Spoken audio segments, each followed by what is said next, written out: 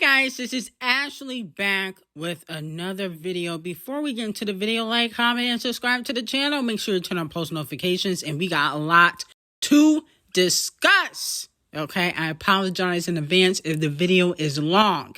Now, Nicki Minaj clocks camel toe on TikTok, okay? Because allegedly, according to Nicki Minaj, she never got any checks, okay? The checks were not cleared when she was promoting Tidal, okay, with Queen B and other artists that had that Tidal deal. She didn't receive one check, she claims. So Nicki Minaj commented, I think this was under Wacademic's post, and a fan said, and everybody who had the 1.5 got paid, talking about Tidal, okay? Because I think there was an article that came out that said that Camel Toe gave allegedly 3% equity in Tidal if you did a contract with Tidal promoting the app, putting exclusive content on the app, which Nicki Minaj, Queen B, Usher, the Queen of Pop, Madonna did at one moment in time. Okay? But according to Nicki Minaj, that is not true. When a fan asked or commented and said, they each got 1.5% in equity, Nicki Minaj responded and said, I didn't even get one red penny when no one promoted it more than me outside of Queen B. So it looks like Nicki Minaj is saying that Camel Toe owes her some money because Camel Toe sold Tidal, I think it was last year or the year before last, for $300 million to Jack Dorsey. And it looks like nobody got a piece of the pie. Okay, at least not Nicki Minaj. Now, here's my thing, Nicki. You sued for streaming to count towards payola board charts. Okay, you sued for streaming rights to count towards the charts. Okay, and for artists to get paid. So it seems to me that you also need to sue Camel Toe because he owes you some money. If you can sue Nosy Hoax Live, you definitely could sue Camel Face. Because not only is he sabotaging you, it looked like he owe you some money. How come you not taking this man to court? And before y'all say, oh, well, he's already sabotaging her, which is true, didn't she sue, Payola Board and for streaming rights to be counted towards the charts and for artists to get paid? So that's a bigger entity than Camel Toe. That's probably why the industry don't mess with her now. Okay, one of the reasons why, not the full reason. But the point of the matter is, Nicki, you can't let Camel Toe play with you like that. You need to get your coin. I would have been saw Camel Toe in court because I know for a fact Queen B was getting her coin. He gave his wife some coin, but, she is smashing him. So that's probably why. Now, moving on to Doja Cat. Doja Cat's manager confirms that she is currently working on her next album, and she wants the album to be that album, a classic album for Doja Cat. Okay? He also did a recent interview and said there were talks about Doja Cat getting dropped from her label, RCA The Colorist, before she released Hot Pink.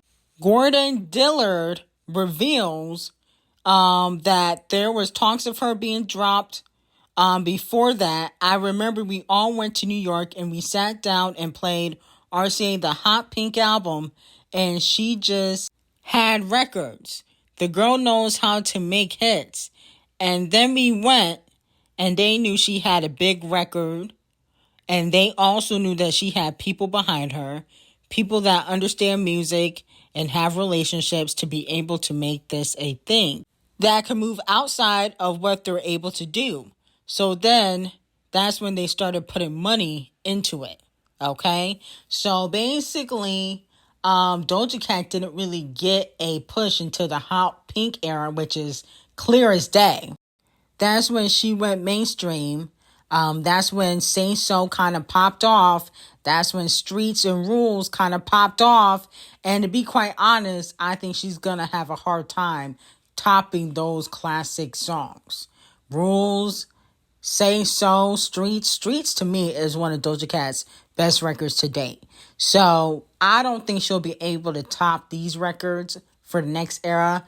And Scarlet, I still think Scarlet is her worst album, in my opinion. Now, moving on to Botch and Pregnant. It looks like she is no longer pregnant anymore. Okay? Botch and Pregnant has given birth to allegedly a baby girl. Okay? It actually was reported a few days ago, and I said, that she posted a video, I think it was on her Instagram, trying to trick the fans into thinking that she didn't give birth, because she knows if people know that she had the child, they're going to be asking, okay, what about the album? Okay? Even though it's probably going to take her a few weeks to, regroup. She got to get her surgery. Okay, you got to get that BBL, that lipo, that face reconstruction surgery. She on her 15th face. So she got to do all of that before she pop out again. And if you notice, Botch and Pregnant has been kind of quiet lately. No rants, no going back and forth with fans, no throwing shade. So it does seem as though she possibly has given birth. Okay, so congratulations to Botch and Pregnant. We'll see if we get the album by the end of the year, or will she be under the knife for her 17th face. Now, moving on to the Video Music Awards, which Megan Thee Stallion hosted, okay? She had on this Ike Turner wig, which was terrible. And to be quite honest, the wardrobe was terrible. I didn't like any outfit. As a host, I would give her a D+ as a host. I think that she's not an exciting host. You know what I'm saying? Like, it was kind of okay. We understand that you're going to be presenting. You're going to be announcing the performers. But it just kind of felt boring. Like, I wasn't really excited. But I'm not a hardcore Megan Thee Stallion fan, as you guys know. Okay? To me, as an artist, she's just boring. Because she talked about the same 2 to 3 topics. And then on top of that, as a host, it just kind of felt like, oh, okay. You're there, but it wasn't really exciting. And there wasn't a lot of A-listers at the Video Music Awards, in my opinion. There was Taylor, Post Malone, and that's about it. I mean, you can say Lisa from Blackpink, but I don't really care about her either. Now, Megan Thee Stallion did perform Boa, Mamushi, okay, and Piss, but she was low-key, and I peeped it. She was scared to perform the whole song of Piss. She was kind of running to another stage while the song was playing. But she did say, B-words ain't mad at Megan. They're mad at Megan's loss. She did, repeat that verse. But she didn't really perform the whole song. I think she was scared of Ckiminaj, okay? And the barbs. I think she was scared of the backlash. And she know Ckiminaj is on her ass, okay? Ckiminaj been calling out everybody. Camel Toe, Devil Nation, Megan Thee Stallion. She been calling out everybody. So I know she didn't want the smoke. I thought her performance was okay. It seemed a little bit sloppy, just a little bit. And why her outfit seemed so cheap? I mean, I did not like her outfit, and that sympathy wig gotta go. The sympathy wig absolutely gotta get gone. I want her to get rid of that wig in 2025. We get it.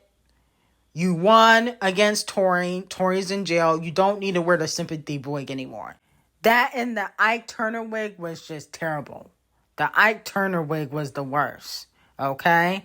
But I would give her performance a 7 out of 10. I think she did a decent job. It just seemed like she didn't have a lot of time to rehearse. But Megan Thee Stallion also won Best Trending Video, okay, for Mamushi.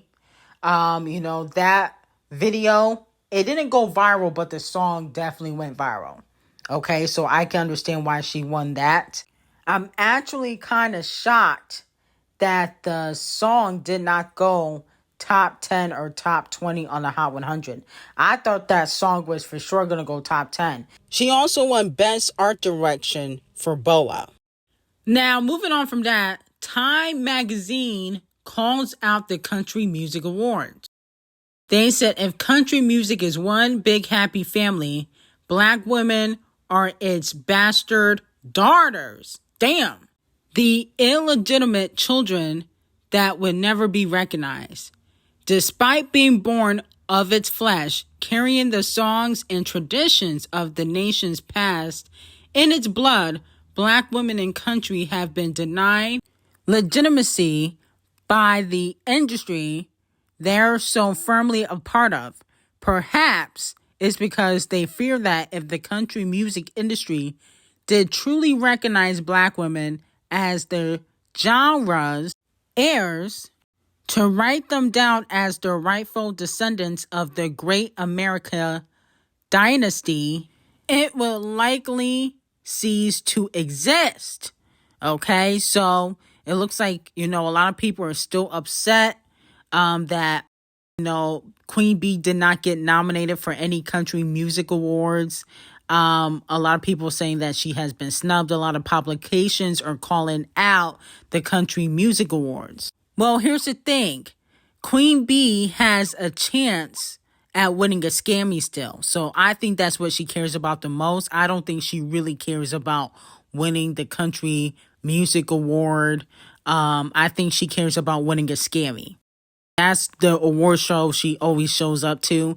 I don't think that she truly cares about any award show, in my opinion. Now, Sabrina Carpenter, performed at the Video Music Awards. She performed Please, Please, Please and Espresso, her 2 hit singles. And I thought her performance was pretty boring. I'll be honest with you. I didn't care for her performance like that. But when you think about Sabrina, I think she's more of a vocal girl. She's not much of a dancer. I don't think she has, in my opinion, I don't think she has much sex appeal. Okay, I saw her trying to dance sexy. It wasn't giving what it's supposed to give. But she has vocals. She can sing. She's not really much of a performer, in my opinion. But Sabrina Carpenter did win Song of the Year at the Video Music Awards. So congratulations to her on that. Now, Katy Perry won Most Iconic Performance winner for War. Okay. So congratulations to Katy on that. She also received the Vanguard Award at the Video Music Awards, okay? And I watched her whole performance, and to me, she did a very good job. I would give Katy Perry her 10s for her Vanguard performance at the Video Music Awards. She performed a lot of her biggest hits. I noticed that she did not perform Women's World, okay, because of the backlash, but she perform Lifeless or Lifetimes, whatever that song was called, but she did not perform Women's World. And she also performed that song with Doja that's coming out. But even though the Video Music Awards was kind of boring this year, I feel like she killed her performance. Okay, I think she deserved her 10s. Okay, she was singing, her mic was on. Okay, she was doing choreography.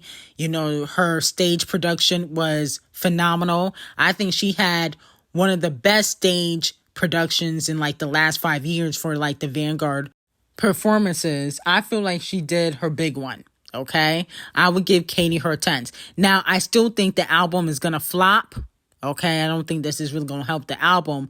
But only if she put out a hit record with Dua Lipa or Sabrina Carpenter, the Vanguard performance would have took that whole era, this current era, 143, whatever the era is supposed to be called, it would have took it up a notch. Now, Chappell Roan, she killed her performance at the Video Music Awards. I'll give her 10s for that.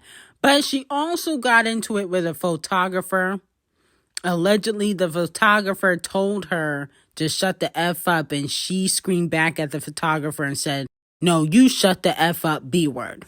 And even though I think the photographer is wrong, I feel like, no shade, Chappell Roan, she's not equipped for fame. She always complaining, getting into it with somebody. I don't think she's fully equipped for fame. I'm waiting for her to fall off. She's starting to get on my nerves, and she's one of my least favorite newer artists in the game. Like, I really can't wait for her to fall off. I feel like she just getting the fame inside her head, and she feel like, she better, or she big-headed. She better than everybody, in my opinion. That's how I feel.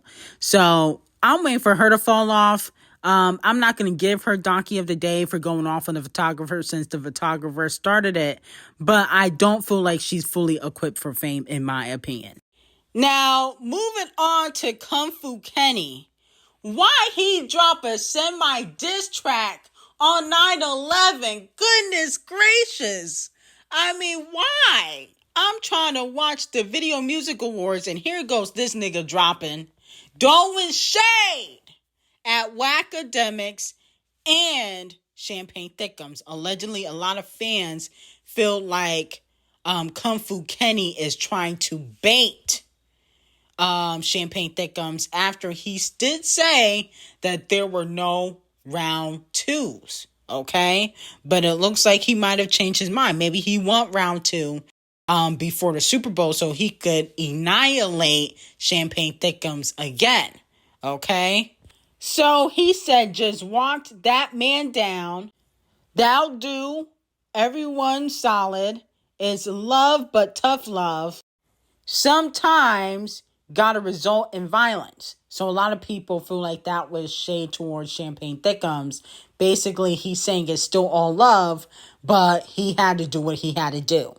And I guess the violence is not necessarily him punching Champagne Thickums in the face, but having millions of people call him a pedo, which he gonna have hundreds of million people call him a pedo after Super Bowl. Okay? Well, they might censor it out. They gonna censor the pedo word out because of the FCC, regulations. But basically, he said that he completely annihilated Champagne Thickums, which I do agree with. Then he threw shade at Whackademics, OVO Mall, and several other influencers and podcasters that are Team Champagne Thickums. He said the radio personality pushing propaganda for salary. Let me know when they turn up as a casualty. Influencers talk down because I'm not with the basic-ish. But they don't hate me. They hate the man that I represent. The type of man that never deride because I want a flavor. If you parade in gluttony without giving truth to the youth, their graveyard is company. So allegedly that is shade towards Whackademics, okay? Who is Team Champagne Thickums. Now Whackademics also put out a statement. He said the song is terrible because obviously he's getting dissed in it. And then on top of that, he said it was the wrong move because he told Champagne Thickums that there were no round twos, but I guess he is upset that Kung Fu Kenny dropped after he said there were no round twos, okay? Now, the song kind of reminds me of like 616 in LA. I liked how he was calling all these new men, all these new generation of men, clowns, and said that he would trade them all for Nipsey. I like that bar. Overall, it kind of did remind me of 616 in LA. Okay, it has that type of feel. It's not really a club banger. It's a slower type of rap song that Kung Fu Kenny is kind of known for, and is possibly going to have mixed reactions. Some people don't like the slower tempo songs, and people are going to say that it's trash because of that. And then other people are going to realize that Kung Fu Kenny is a lyrical genius and he's really spitting bars. Okay? But hopefully this is not the single. And I don't think it is because it's not on streaming platforms. But the song is okay to me. but it's definitely not my favorite record. Okay? Definitely not my favorite record of this year. I do respect the bars because the bars were very much hitting, and that's why Wacademics is upset. Now, Champagne Thickums, you're receiving Donkey of the Day. Okay?